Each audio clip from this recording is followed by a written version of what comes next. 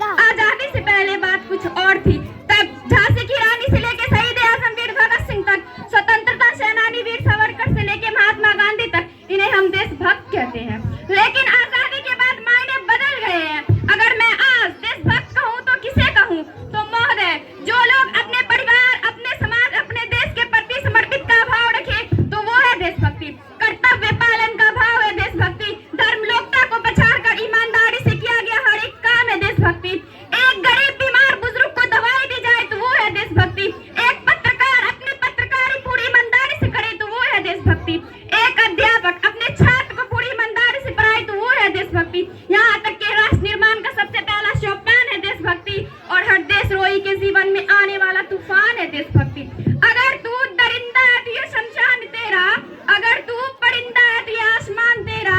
भाईचारा से रहना है थोड़ा इस जमीन पर, वरना ये कब्र भी तेरी और यही कब्रिस्तान तेरा, और यही कब्रिस्तान तेरा। ऐ मानिंद्रा में सोने वाले लोगों, अब भी वक्त है कि जाग जाओ, उससे पहले कि ये नींद तुम्हारी राष्ट्र को ले डूबे। भाषा के नाम पे लड़ने झगड़ने वाले लोगों, अब भी वक्त है कि जाग जाओ, अपनी राष्ट्रभाषा को जगह सिलमोड़ बनाओ और राष्ट्र में अपना योगदान दो। क्योंकि महोदय, लड़ने झगड़ने से या ऊंच नीच करने से हमारा राष्ट्र निर्माण नहीं हो सकता। अरे क्या ऊंच, क्या नीच, क्या अमीरी, क्या गरीबी, क्या पवित्र, क्या अपवित्र, क्या यही हमारी सच्ची देशभक्ति है? जी नहीं। जातिवाद, नातीवाद, नक्सलवाद और खास करके भ्रष्टाचारी राष्ट्र निर्माण में औरतें खड़ा कर रहे हैं। ये रिश्वतखोर चाहते हैं कि रिश्वतें चलती रहे, ये बलात्कारी चाहते हैं कि औरतें की इज्जत लूटती रहे, और ये शराबी चाहते हैं कि हमारा भारत लूटता रहे। तो ऐसे दक्ष लोगों के मानसिकता के कारण आज मुझे मेरा अखंड भारत खंड खंड होते हुए नजर आ रहा है। तब ऐसे देशद्रोही के लिए मैं ये जरूर कहना चाहूंगी, ऐ हवाओं में जहर घोलने वालों, ऐ हवाओं में जहर घोलने वालों, फिजाएं हमारे इशारों से बदलती है, तुम क्या बदलोगी हंसी हिंदुस्तान की? शेरों के दिल के जिगर में महाभारती बसती है, महाभारती बसती है। तो आओ एक उम्मीद बने, उम्मीद के साथ चले, हर राज के साथ हाथ मिलाए, उनके खान पान, रहन सहन और बोलचाल के साथ परिचित हो। क्योंकि महोदय, अगर विश्व के सामने खड़ा रहना है, विश्व की चुनौती का सामना करना है, तो हम सबको मिलना होगा, हम सबको एक ताकत बननी होगी। क्योंकि मिलने की ताकत बहुत अलग होती है महोदय। अकेले हम कुछ नहीं कर पाएंगे महोदय। अकेले तो हम बुद्ध की तरह है, अगर मिल जाए तो सागर। अकेले हम कागज है, अगर मिल जाए तो किताब। अकेले हम धागा है, अगर मिल जाए तो चादर। अकेले हम दुआ है, अगर मिल जाए तो इबादत। ऐ युवानों, अकेले हम पत्थर है, अगर मिल जाए तो इमारत। यह मिलने की शक्ति, यह मिलने का ताकत, तब ये मेरा देश विश्व गुरु बन पाएगा। महोदय, जिन देशभक्तों ने हमें वतन के आबरू में मरना सिखाया, जिन देशभक्तों ने हमें मशावत की बुनियाद में जीने का हक दिया, और जिन देशभक्तों ने जात पात के खिलाफ सबसे बड़ा नारा लगाया और तालीम दी कि इंसान जात पात की बुनियाद पर नहीं बल्कि तकवा, परहेजगारी और सच्ची बुनियाद पर पड़ा होता है, तो आज हमें इन सभी बातों पर अमल करने की जरूरत है। महोदय, मैं आज यहाँ पे महिलाओं की बात करूँ, ताकि महिलाओं को आरक्षित नहीं बल्कि संरक्षित होने की जरूरत है। क्योंकि आज दहेज पीड़न, यौन पीड़न, कन्या बुध हत्या और बलात्कार जैसी बातें मुझे बढ़ती बढ़ती नजर आ रही है। ये सभी बातें तब मिटेगी जब इस देश का हर नागरिक महिलाओं का सम्मान करना सीखेगा।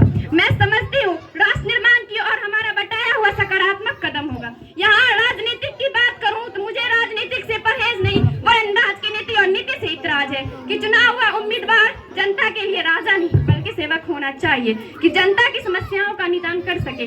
और हाँ, संसद में लड़ झगड़ कर नहीं बल्कि नीतियों को फैसला समझकर दिए जाएंगे। हमारा राष्ट्र निर्माण तब संभव होगा जब दिया सिर्फ मंदिर में नहीं बल्कि हर एक घर में नाम की रोशनी फैल पाएगी। हमारा राष्ट्र निर्माण तब संभव होगा जब चादर सिर्फ मस्जिद में नहीं बल्कि हर सर कदम पे ढकी जाएगी। हमारा राष्ट्र निर्माण तब संभव होगा जब शांति सिर्फ जश्न में नहीं बल्कि दो भाइयों के बीचों बीच भी नजर आएगी। हमारा राष्ट्र निर्माण तब संभव होगा जब इस देश में से बढ़ रही गरीबी, बढ़ रही बेरोजगारी और बढ़ रही अपराध पूरी तरह से मिट पाएंगे। हमारा राष्ट्र निर्माण तब संभव होगा जब बच्चे को अनाथ आश्रम और बूढ़े को वृद्धा आश्रम जाने के लिए मजबूर नहीं होना पड़ेगा।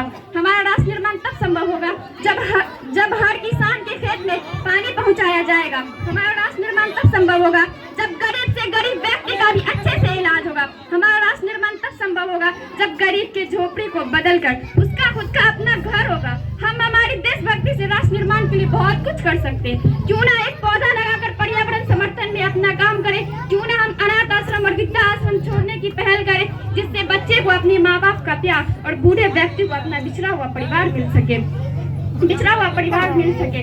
ऐ युवाओं, हम सबको एक ऐसा भारत देश बनाना है जिसे देखकर, जिसे समझकर, जिसे सुनकर हर हर धड़कन ठहरे और कहे कि एक है भारत, नेक है भारत, सर्व से भी श्रेष्ठ भारत।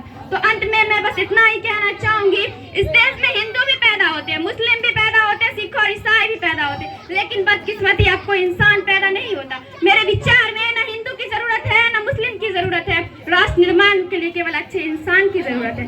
तो आइए हम सब मिलकर संकल्प करें कि आजादी की कभी शाम नहीं होने देंगे, शहीदों की कुर्बानी बदनाम नहीं होने देंगे, बची हो जो एक बूंद भी लहू गरम की, उससे भारत माता का आंचल नीलाम नहीं होने देंगे। जय हिंद, वंदे मातरम।